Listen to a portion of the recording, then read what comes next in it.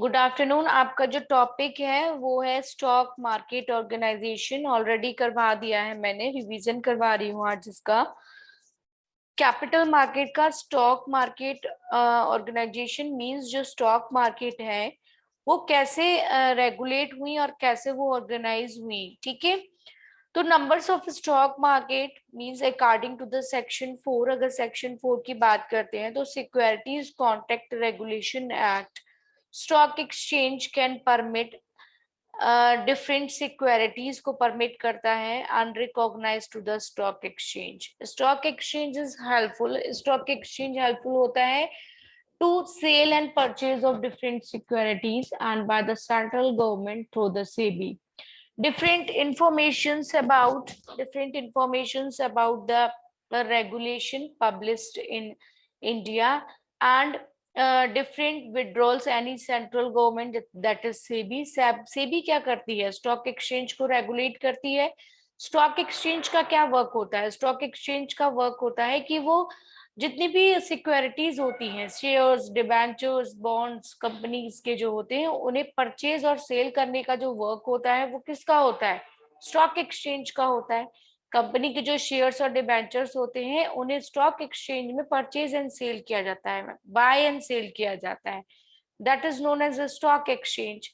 A number of recognized stock exchange in India. India country के अंदर कितने stock exchange हैं? ठीक है, तो 23 stock exchange are there. First one is, जैसे फॉर एग्जांपल कुछ एग्जांपल दिए हुए हैं। यस, नेशनल स्टॉक एक्सचेंज है, बॉम्बे स्टॉक एक्सचेंज है, over the counter stock exchange है। तो ये सारे के सारे स्टॉक एक्सचेंज हैं जो इंडिया कंट्री के अंदर वर्क कर रहे हैं। ठीक है, list of recognize stock exchange, कुछ लिस्ट दी गई हैं जहां पे रिकॉग्नाइज स्टॉक एक्सचेंजेस हैं इंडिया कंट्री के अंदर। जैसे मुंबई है, कोलकाता है, चेन्नई है, ठीक है, दिल्ली है, हैदराबाद है, इंदौर है, पुणे है। तो ये सारी की सारी जगह हैं जहाँ पे सिटीज हैं जहाँ पे स्टॉक एक्सचेंज जो है वो list of recognized stock exchanges हैं। ठीक है, एस्टेब्लिश है, वहाँ के हेड ऑफिस है। अनऑफिशियल स्टॉक एक्सचेंज, कुछ अनऑफिशियल स्टॉक एक्सचेंजेस भी हैं कंट्री के अंदर जो कि अनऑफिशियली वर्क कर रहे हैं। ठीक है, recognize stock exchange mention above, ये जो रिकॉग्नाइज स्टॉक एक्सचेंजेस हैं मेंशन किए गए हैं अबव, जैसे मुंबई स्टॉक एक्सचेंज है, चेन्नई, दिल्ली, इंदौर, ठीक है, और जयपुर, गुजरात, ये सारी की सारी रिकॉग्नाइज स्टॉक एक्सचेंजेस हैं जिनकी लिस्ट है। ठीक है, इसके बाद अनऑफिशियल स्टॉक एक्सचेंजेस हैं। अनऑफिशियल स्टॉक एक्सचेंजेस में आपके 40 अनऑफिशियल स्टॉक एक्सचेंजेस हैं इंडिया कंट्री के अंदर, operating as a brokers association. ठीक है, तो वो ऑपरेट करते हैं ब्रोकर्स को। ब्रोकर्स कौन होते हैं? ब्रोकर्स मींस होता है जो अंडर राइटर्स होते हैं। ठीक है, अंडर राइटर्स वर्क करते हैं स्टॉक एक्सचेंज के अंदर, जो परचेज और सेल कराते हैं सिक्योरिटीज को। ठीक है, डिबेंचर्स को, बॉन्ड्स को, डिविडेंड्स को, डिबेंचर्स, बॉन्ड, शेयर्स, इनको सेल एंड परचेज कराते हैं जो ब्रोकर्स होते हैं या फिर अंडर राइटर्स सब बोलते हैं। ठीक है, तो प्रॉपर लाइसेंस डीलर का वर्क होता है। As place where there is no stock exchange the government has to power appoint different licensing in a securities and can be prescribed under different conditions. Okay, next आता है what is the difference between and what are the organization of the stock exchange. Stock exchange कैसे organise किया गया, क्या work है? Yes, what is the work of stock exchange? Hello Sandeep Bhardwaj, hello, yes ma'am. What do you yes ma'am. Mean by stock exchange? Ma'am securities को buy और sell करना ma'am. Yes, answer is correct. Where the existing securities and is buy and sale, that is known as the stock exchange. ठीक है, उसी को हम stock exchange बोलते हैं जहाँ पे existing securities को बाय किया जाता है या फिर सेल किया जाता है। ठीक है, this is known as stock exchange, उसी को हम स्टॉक एक्सचेंज बोलते हैं। अब इनका रजिस्ट्रेशन मतलब जो भी कंपनीज सिक्योरिटीज को बाय करना चाहती हैं या फिर सेल आउट करना चाहती हैं मार्केट में, उनको लिस्टेड होना कंपलसरी है। अगर वो लिस्टेड नहीं होती हैं स्टॉक एक्सचेंज के अंदर तो वो सिक्योरिटीज को बाय भी नहीं कर सकती हैं और सेल भी नहीं कर सकती हैं। Okay, next, different stock exchange are managed by the governing bodies. ठीक है, तो गवर्निंग बॉडीज के थ्रू स्टॉक एक्सचेंज को गवर्न किया गया है। First, stock exchange and forms of organisation. Different stock exchanges हैं, जैसे चेन्नई में, मुंबई में, इंदौर में, दिल्ली में पब्लिक लिमिटेड कंपनीज जो हैं उन्होंने अपने को रजिस्टर्ड करवाया है स्टॉक एक्सचेंज के अंदर, जिससे अपनी सिक्योरिटीज को वो बाय एंड सेल कर सकती हैं। ठीक है, next one is stock exchange are managed by the government bodies. ठीक है, जो भी गवर्निंग बॉडीज होती हैं उनके थ्रू क्या किया जाता है, मैनेज किया जाता है स्टॉक एक्सचेंज को, which consist of the different directors and public representatives and SEBI nominees. Next one is different regulatory framework of the capital market and stock market organization in India. India country के अंदर stock market organisation क्या है, ठीक है, कैसे stock market work करती है, कौन से स्टॉक मार्केट ऑर्गेनाइजेशन कब हुआ, ठीक है, तो किस तरीके से वर्क होता है स्टॉक मार्केट का।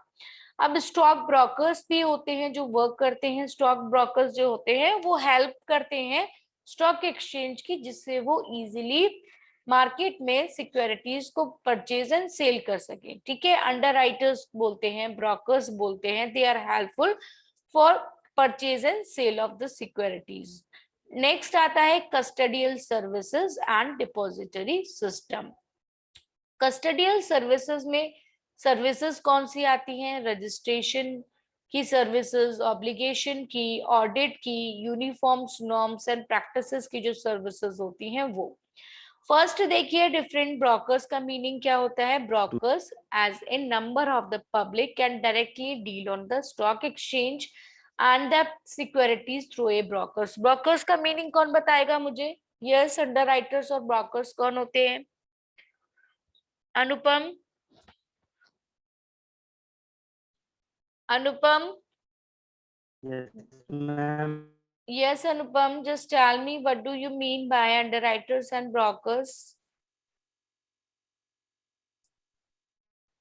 मैम अंडरराइटर्स मैम एजेंट होते हैं, ब्रोकर्स भी मैम एजेंट होते हैं। Yes, brokers और underwriters ये एक तरीके से एज ए एजेंट का वर्क करते हैं जो सिक्योरिटीज को सेल और परचेज कराने में हेल्पफुल होते हैं, और इसके लिए वो अपना कुछ कमीशन लेते हैं स्टॉक एक्सचेंज से। ठीक है, ये प्रॉपरली रजिस्टर्ड होते हैं। अगर इनका रजिस्ट्रेशन प्रोसेस इज कंपलसरी, जो ब्रोकर्स होते हैं और अंडरराइटर्स होते हैं वो अगर रजिस्टर्ड हैं स्टॉक एक्सचेंज में तभी वो सिक्योरिटीज को परचेज और सेल कर सकते हैं, otherwise they don't do the work. Means वो अगर रजिस्टर्ड नहीं है स्टॉक एक्सचेंज के अंदर तो वो क्या नहीं कर सकते हैं, तो वो स्टॉक एक्सचेंज में सिक्योरिटीज को बाय एंड सेल नहीं कर सकते हैं। Okay, is it clear students, इतना क्लियर हुआ।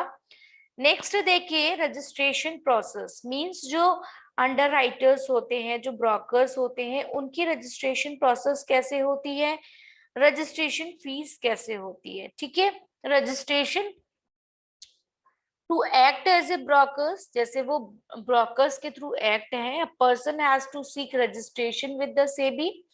एक पर्सन है वो रजिस्ट्रेशन कैसे करवाता है, सेबी जो होती है stock exchange board of India.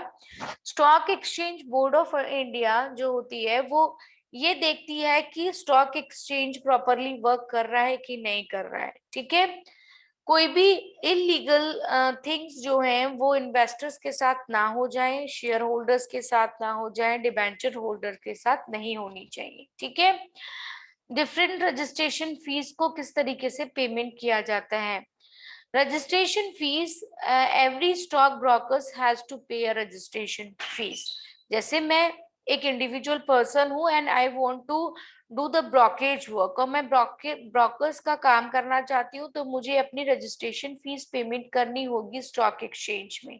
ठीक है, तो जो भी स्टॉक ब्रोकर्स होते हैं अगर वो इंटरेस्टेड हैं वर्क करने के लिए, दे have to pay a registration fees, वो रजिस्ट्रेशन फीस को पेमेंट करेंगे, ठीक है। That is ₹50,000 for each financial year. हर एक साल उन्हें 50,000 रुपीज पेमेंट करना होता है ईच फाइनेंशियल ईयर में। वेयर हिज एनुअल टर्नओवर, जब उनका annual turnover do not exceed means does not exceed 1 crore, 1 crore से ज्यादा उनका टर्नओवर नहीं होगा, ओके। उसके बाद में 5,000 रुपीज पेमेंट करना होता है। This is not a 50,000, this is a 5,000 rupees, okay. अगर 5,000 प्लस उन्हें कब देना है, जब उनका टर्नओवर एक्सीड होगा ₹1 करोड़ से, ठीक है। 1 करोड़ से ज्यादा का अगर उनको फाइनेंशियल ईयर में प्रॉफिट होता है, देन ही हैज टू पे ₹5,000 प्लस, ओके।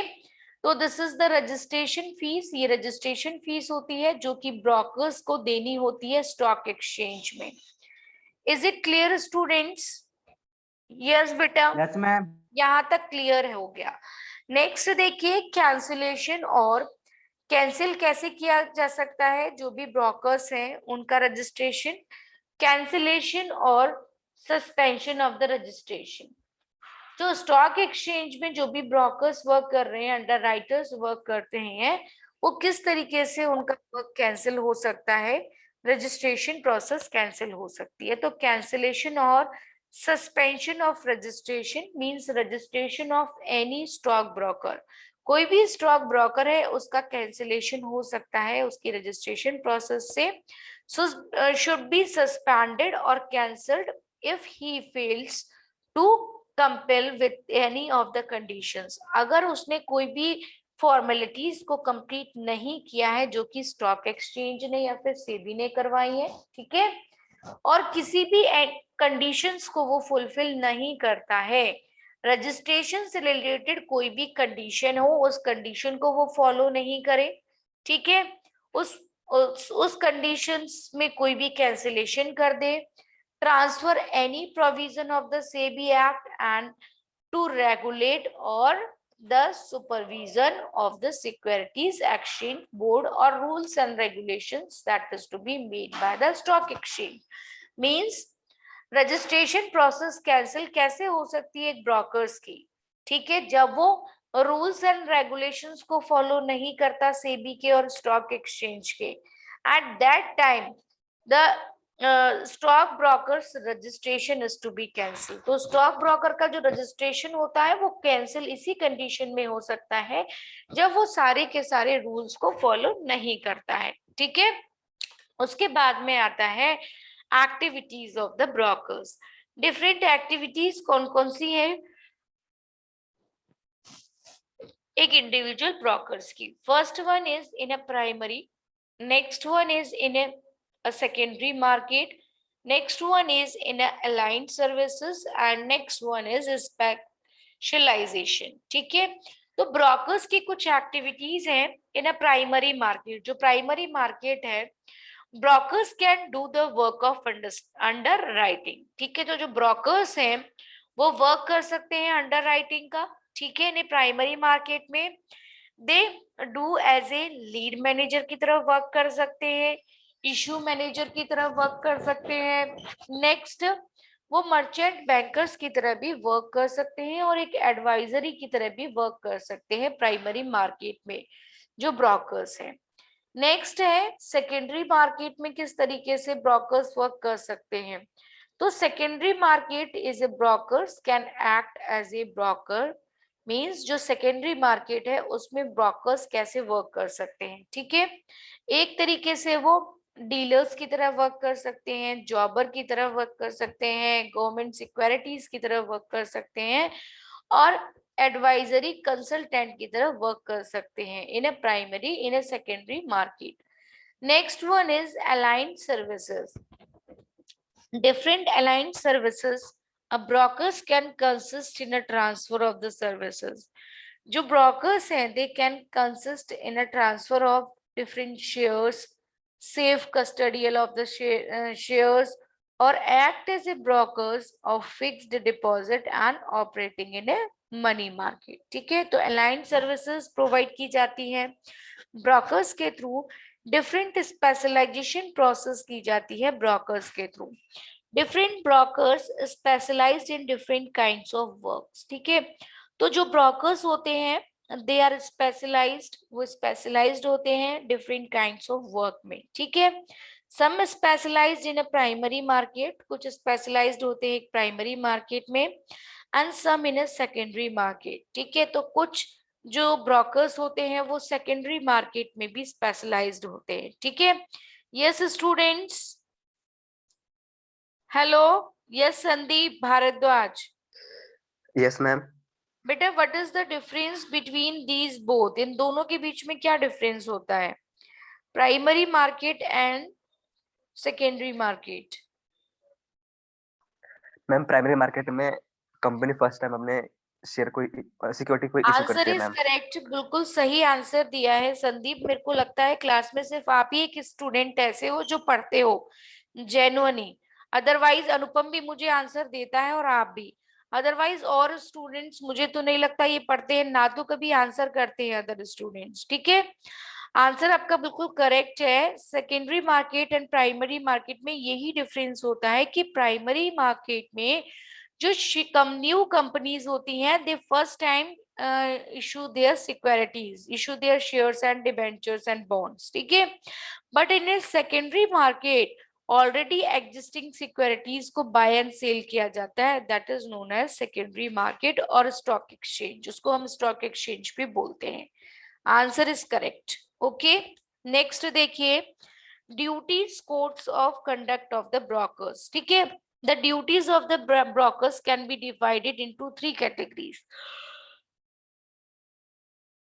3 कैटेगरीज में ड्यूटीज को डिवाइड किया गया है ब्रोकर्स की। ठीक है, first is general duty, second duty is duty towards investors, third duty is duty towards other brokers, and next duty is duty towards SEBI and stock exchanges. Okay, so these are the duties of the brokers. brokers की कुछ duties है। ठीक है, some of the duties, अब first जो duty है as a general duty, general duty में क्या होता है जो ब्रोकर्स की होती है, फर्स्ट इज फेयरनेस, मींस जो ब्रोकर्स होते हैं वो बिल्कुल फेयर होने चाहिए, मींस कोई भी इलीगल वर्क वो ना करें अपने इन्वेस्टर्स के साथ में। नेक्स्ट आता है exercise skills and care, a broker has to act with the due skill care and diligence in the conduct of the business, means वो इजीली, उसके अंदर इतनी स्किल्स होनी चाहिए कि एक ब्रोकर जो है वो इजीली अपनी स्किल के थ्रू अपने सारे के सारे वर्क को इजीली कर सके, उसको कोई भी प्रॉब्लम ना क्रिएट करनी पड़े जो भी उसको वर्क असाइन होता है। नेक्स्ट आता है, that one is the third point, not to indulge in a माल in a multiplications of the frameworks and the transactions, means जो brokers है should be not indulge in the malpractices, means कोई भी ऐसा illegal commitment या फिर wrong things जो भी इन्वेस्टर्स हैं उनको नहीं रॉन्ग कमिटमेंट करना चाहिए। ठीक है, कंपनी के बारे में कोई भी रॉन्ग कमिटमेंट नहीं होना चाहिए, फेयर कमिटमेंट होना चाहिए, और जो वर्क है वो बिल्कुल फेथफुल होना चाहिए। ठीक है, तो that is known as the manipulations. Next आता है, मींस किसी को भी वो मैनिपुलेट ना करें, जो भी इन्वेस्टर्स हैं उनको फेयर कमिटमेंट करें और मैनिपुलेट ना ही करें। ठीक है, एनी फ्रॉड कमिटमेंट भी नहीं होनी चाहिए। नेक्स्ट आता है, not to create false market, false market को क्रिएट नहीं करना है। अब broker should not create any false market, जो ब्रोकर है वो फॉल्स मार्केट को क्रिएट ना करे, फॉर द सिक्योरिटीज से रिलेटेड कोई भी फॉल्स मार्केट ना बनाए, created and impressions that securities of some company and act and sellings at high prices, means कोई भी जो शेयर्स है, डिबेंचर्स हैं, जो सिक्योरिटीज हैं उन्हें हाई प्राइसेस में नहीं सेल करना है। ठीक है, जो ब्रोकर्स हैं वो एक मेंशन्ड प्राइस पे ही शेयर्स डिबेंचर्स को सेल कर सकें और वो हाई प्राइजेस पे कोई भी अपनी सिक्योरिटीज को सेल ना करें। ठीक है, नेक्स्ट आता है ड्यूटीज टुवर्ड्स इन्वेस्टर्स। इन्वेस्टर्स से रिलेटेड कुछ ड्यूटीज हैं ब्रोकर्स की। ठीक है, कि जो इन्वेस्टर्स इन्वेस्ट कर रहे हैं उनसे रिलेटेड कुछ ड्यूटीज को फॉलो करना है। ठीक है, व्हाट आर दीज ड्यूटीज, वो ड्यूटीज कौन सी हैं? फर्स्ट है ड्यूटी है ड्यूटीज टुवर्ड्स इन्वेस्टर्स में आता है execute order at the best available prices. Means order को एग्जीक्यूट किया जाए जितना बेस्ट अवेलेबल प्राइजेस है उनके ऊपर। नेक्स्ट आता है not to refuse to deal with the small investors. Means not to refuse, ये रिफ्यूज नहीं करना है डील करते समय स्मॉल इन्वेस्टर्स के साथ में। A broker should not refuse deal with the small investors on the ground of the business involvement. Okay. Next one आता है prompt payment and delivery of the securities. Means जो brokers हैं should make the prompt payment in respect of the securities sold through himself in the client. Prompt payment का means होता है जल्दी से जल्दी पेमेंट कर देना, हैंड टू हैंड पेमेंट कर देना। ठीक है, जैसे ही उनको जो अंडर राइटर्स हैं ब्रोकर्स हैं, जैसे ही उन्हें क्लाइंट के थ्रू पैसा मिलता है उसके बाद वो तुरंत ही पैसे को कहाँ जमा कर दें, किसको दे दें, स्टॉक एक्सचेंज को, या फिर वो पर्टिकुलर स्टॉक एक्सचेंज में सबमिट कर दें कि इतना पैसा उन्होंने किसी कंपनी का, इतने शेयर्स का पैसा उनके पास आया है। तो वो कहाँ कर दे, प्रॉम्प्ट इजीली जल्दी से पेमेंट करें। ठीक है, नेक्स्ट आता है आपका issuing the contract note. Contract note को इशू करना। A stock broker has to issue a contract note. जो स्टॉक ब्रोकर हैं वो इशू करेंगे कॉन्टेक्ट नोट को for the transaction of his client without any delay. कोई भी डिले नहीं होना चाहिए issue a contract note issue करने में। नेक्स्ट आता है not to disclose confidential information about the client. अब जो क्लाइंट है उनकी कोई भी कॉन्फिडेंशियल इंफॉर्मेशन को क्या नहीं करना, किसी और के सामने डिस्क्लोज नहीं करना है। नेक्स्ट देखिए नॉट टू जनरेट सेल और purchase to earn more commission. ठीक है, नॉट टू जनरेट सेल और purchase to earn more commission. ठीक है, जो ब्रोकर्स हैं वो इस तरीके से सेल और परचेज को जनरेट ना करें कि वो ज्यादा से ज्यादा पैसा कमाएं। ठीक है, उनका मेन मोटिव होना चाहिए एक रीजनेबल प्राइस पे बेस्ट सर्विसेज प्रोवाइड करना अपने क्लाइंट को। नेक्स्ट आता है discloses conflict of interest. Means जो ब्रोकर्स हैं when dealing with his client, जब भी वो अपने क्लाइंट के साथ डील करें, ठीक है, should disclose whether he is acting as a principal or as an agent. That is known as discloses conflict of interest. Okay. Next, इतना क्लियर है? यहाँ पे किसी भी स्टूडेंट को कोई भी डाउट तो नहीं है? बताइए। यस बेटा। संदीप, आपके अलावा कोई स्टूडेंट नहीं पढ़ना चाहता क्या? आपको सच में नहीं पढ़ना है किसी भी बच्चे को? 14 स्टूडेंट्स ने ज्वाइन किया हुआ है। ठीक है, yes Deepali Singh, Deepali, Umesh, Vikrant Mishra, Rohan. Yes ma'am. आप बताइए what is the difference between these both primary market and secondary market? Primary and secondary. Yes.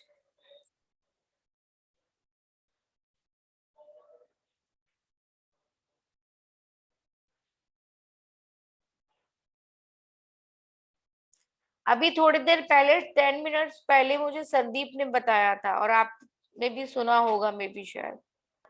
Yes ma'am सुना था मैम। ये बाहर ढोल बज रहे हैं ना, थोड़े से दिक्कत दे रहे हैं, पता नहीं क्या मांगने आए हैं। अच्छा, तो आपको सुनाई नहीं दे रहा है ऐसा भी? नहीं मैम दिया था मैम। एक सेकेंड मैम बस। आप लोग अपना ना क्या नाम है यहाँ पे जो अपना रोल नंबर मेंशन करते हैं, सिमरिक आपने रोल नंबर क्यों मेंशन नहीं किया? Umesh, Vikrant Mishra, why you don't write down your roll number? Shubham Kumar, yes Shubham Kumar, my voice is audible? Yes ma'am उनका मैम। माइक कनेक्ट नहीं है। माइक कनेक्ट ही नहीं किया, बताइए। हिमांशु ने भी नहीं किया है। Ma'am Umesh. Primary yes. Frequency of selling 1 होती है और सेकेंडरी में एज मैनी एज पॉसिबल होती है, काफी होती है मतलब। अच्छा, और टाइप ऑफ प्रोडक्ट भी मैम मेन इंक्लूड होते हैं, जैसे आईपीओ एंड एफएफओ। और मैम सेकेंडरी में शेयर्स और मोर काफी होते हैं, शेयर्स वारंट्स एक एंड मोर इजी होते हैं। लैंग्वेज में मैं आपको बताती हूँ कि primary, what is the difference between these both, primary market and secondary market. Primary market where the new companies issue their securities. First time जब नई कंपनीज अपने सिक्योरिटीज को इशू करती हैं, शेयर्स और डिबेंचर्स को इशू करती हैं, that is known as primary market. And secondary market is that where the existing securities, existing मतलब होता है जो old securities होती हैं, जो already issued securities होती हैं, उन्हें बाय और सेल किया जाता है सेकेंडरी मार्केट में, that is known as stock exchange में। Is it clear? सेकेंडरी वो होती है ना, इन्वेस्टर्स वगैरह होते हैं, और प्राइमरी एक कंपनी होती है। प्राइमरी मार्केट और सेकेंडरी मार्केट के अंदर डिफरेंस बता रही हूँ मैं आपको, कि जो प्राइमरी मार्केट होती है और सेकेंडरी मार्केट दोनों ही सिक्योरिटीज को परचेज एंड सेल करती हैं। लेकिन जो प्राइमरी मार्केट होती है वो ये होती है कि वो फर्स्ट टाइम सिक्योरिटीज को इशू करती हैं। ठीक है, पहली बार जब नई कंपनीज शेयर्स, डिबेंचर और बॉन्ड्स को इशू करती हैं तो उसे को हम बोलते हैं primary market.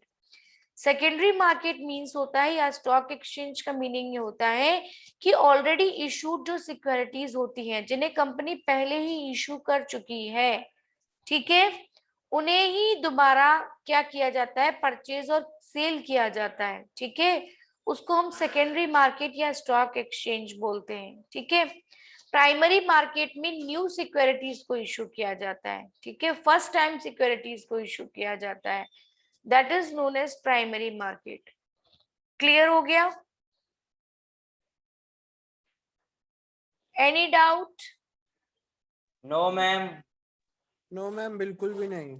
Okay, next one is, देखिए कुछ मैंने आपको डीलर्स का करवाया था कि कौन कौन से डीलर्स और इन्वेस्टर्स वर्क करते हैं। Again I share the PDF.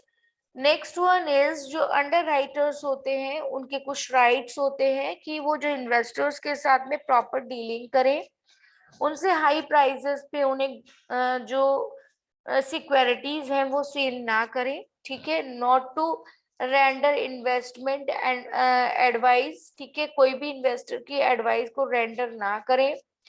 Have to competent staff, means जो स्टॉक ब्रोकर्स हैं should have adequately trained and competent staff, means जो स्टाफ है, जो स्टॉक ब्रोकर्स होते हैं उनका जो स्टाफ है वो कैसा होना चाहिए, प्रॉपर ट्रेंड होना चाहिए, प्रॉपर एजुकेटेड होना चाहिए, सो दैट द मिसअंडरस्टैंडिंग, ठीक है, मिसअंडरस्टैंडिंग ना हो, ठीक है, और कोई भी इलीगल वर्क ना हो। ठीक है, so the staff of the stock brokers और अंडरराइटर्स शुड बी ट्रेन्ड, वो ट्रेंड होना चाहिए।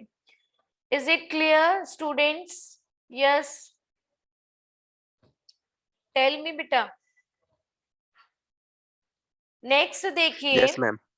नेक्स्ट है other monetary penalties on the stock brokers and sub brokers.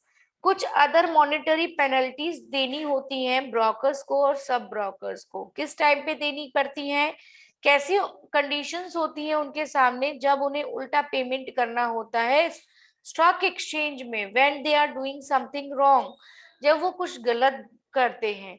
First one is if they fail to file required returns or report with the SEBI section 58 के according. जो stock brokers हैं या सब brokers हैं, अगर वो fail हो जाते हैं टू फाइल रिक्वायर्ड रिटर्न, कोई भी रिटर्न देने से, और report with the SEBI, SEBI को कोई भी रिपोर्ट देने से, तो ये है सेक्शन 15A के अकॉर्डिंग आता है। उसके बाद में next, if they fail to finish any informations अगर उनको कोई भी इंफॉर्मेशन नहीं प्रोवाइड की जाती, if they fail to furnish any information, books और other document to the SEBI within 15 days of receipt of return notice. ठीक है, अगर वो फेल हो जाते हैं कौन सी चीजें फर्निश करने से, कि कोई भी इंफॉर्मेशन उन्होंने नहीं दे पाई अपने क्लाइंट को, बुक्स और अदर डॉक्यूमेंट्स नहीं दे पाए सेबी को और अपने क्लाइंट्स को, तो इन दैट कंडीशन 15 डेज में उनके ऊपर पेनल्टी लगा देती है। कौन लगा देता है? Stock exchange. ठीक है, और थर्ड पॉइंट है आपका, if they fail to maintain books of accounts, अगर उन्होंने बुक्स ऑफ अकाउंट्स नहीं बनाया है इन दैट कंडीशंस और रिकॉर्ड प्रिपेयर नहीं किया है, तो इस कंडीशन में क्या होता है, अगर उन्होंने प्रॉपर बुक्स नहीं बनाई है, प्रॉपर बुक्स ऑफ अकाउंट्स को मेंटेन नहीं किया है, प्रॉपर रिकॉर्ड्स को मेंटेन नहीं किया है, तो इस कंडीशन में भी उनकी जो रजिस्ट्रेशन प्रोसेस होती है या फिर उनके ऊपर कुछ पेनल्टी लगा दी जाती है स्टॉक एक्सचेंज के through. Okay, is it clear? Next देखिए, इफ दे नेक्स्ट वन देखिए, if they unfair trade practices, मान लीजिए उन्होंने कुछ गलत किया है, अनफेयर कुछ ट्रेड प्रैक्टिसेस की हैं, तो इस कंडीशन में भी उन्हें कुछ पेनल्टीज पेमेंट करनी पड़ जाती हैं। ठीक है, तो that is known as unfair trade practices, जो एक अंडरराइटर्स को अपने क्लाइंट के साथ, अपने इन्वेस्टर्स के साथ नहीं करना चाहिए। Okay, is it bit clear बेटा? Yes. Yes, ma'am. Okay, your class is over. I will take your class on tomorrow. Sandeep, Thank you, ma'am. Sandeep, Yes, can you ma'am. send me the attendance? Yes, ma'am.